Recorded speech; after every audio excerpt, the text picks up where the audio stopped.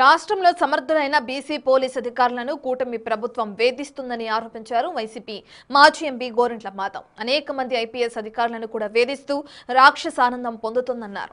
అదే కోవలోకి టీటీటీ మాజీ ఏవీఎస్ఓ సతీష్ కుమార్ మృతి కూడా వస్తుందన్నారు.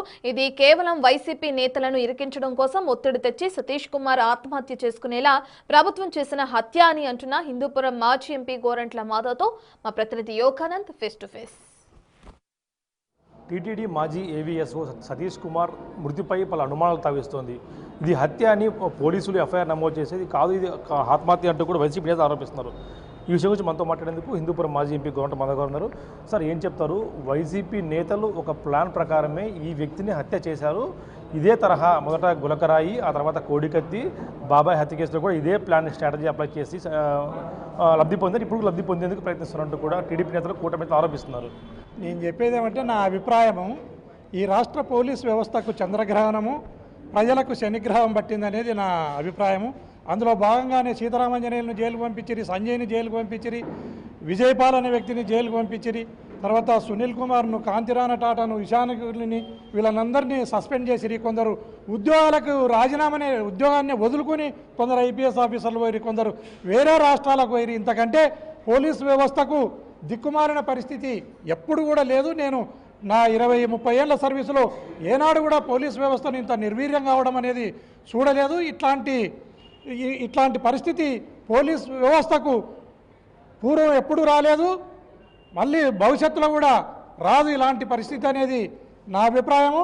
అదే కాకుండా ఈ సతీష్ కుమార్ అని ఒక బీసీ వర్గాలకు చెందిన వ్యక్తి అత్యంత కష్టపడి అతను ఉద్యోగం తెచ్చుకొని ఏదో భార్య పిల్లలతో స్వామి రామాని బతుకుతూ ఉంటే ఈ ప్రభుత్వం అతన్ని విచారణ పేరుతో వేధించి రాసి రంపాన పెడితే ఆ మానసిక క్షోభతోనే అతను ఆత్మహత్య చేసుకుంటాడనేది నా అభిప్రాయము. ఒకవేళ ఆత్మహత్య కాకపోతే ఇది హత్యనే అయితే ఇమ్మీడియట్గా ట్రైన్లో ఉన్న ప్యాసింజర్లను, రైల్వే ప్రొటెక్షన్ ఫోర్సును, రైల్వే పోలీసులను, టీసీలను అందరిని విచారణ చేయాలి. అదే కాక ఆ ఘటన కనీసం ఎవరో వారు చెప్తారు కదా, ఈ పాటికే విచారణ చేసిండాలి కూడా, ఇమ్మీడియట్గా చేయాలి. ముద్దాయిలను చట్టం ముందు నిలబెట్టాలన్నది నా అభిప్రాయం. ఒక మాజీ పోలీస్ అధికారి మీరు, ఆ వ్యక్తి కూడా మీ ప్రాంతానికి సంబంధించిన వ్యక్తి, ఇంచుమించు మీ హైటు మీ వెయిట్ ఉండే వ్యక్తిని, ఒక సిఐని ఇంత దారుణంగా చంపడము ఒక మామూలు వ్యక్తుల పని సాధ్యమేనది, లేకపోతే వేరే వ్యక్తి ప్లాన్ ప్రకారం ఉంటుందంటారా? అది investigation case is under investigation. దాన్ని తేల్చాలి. హత్యనా, ఆత్మహత్యనా, యాక్సిడెంటలా అనేది తేలవలసినది ఉంది. మనము ఏమి మాట్లాడినా ఇప్పుడు కేసును పక్కదారి పట్టించే విధంగా ఉంటుంది.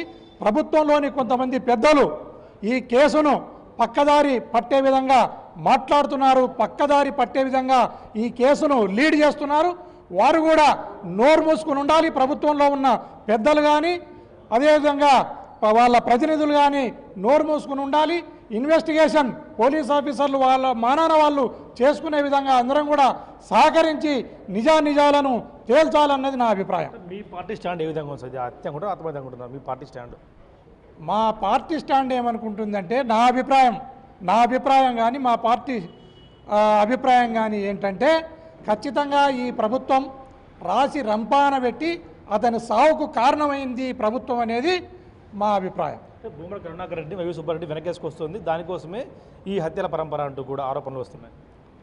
అదే కదా ఇప్పుడు నేను ఏం చెప్తున్నానంటే, ఎన్టీ రామారావు చంపా, చంద్రబాబు నాయుడు దండలు ఆయన్ని వేసా, ఓట్లను ఇంతవరకు ఆయన్నే దండుకుంటున్నాడు.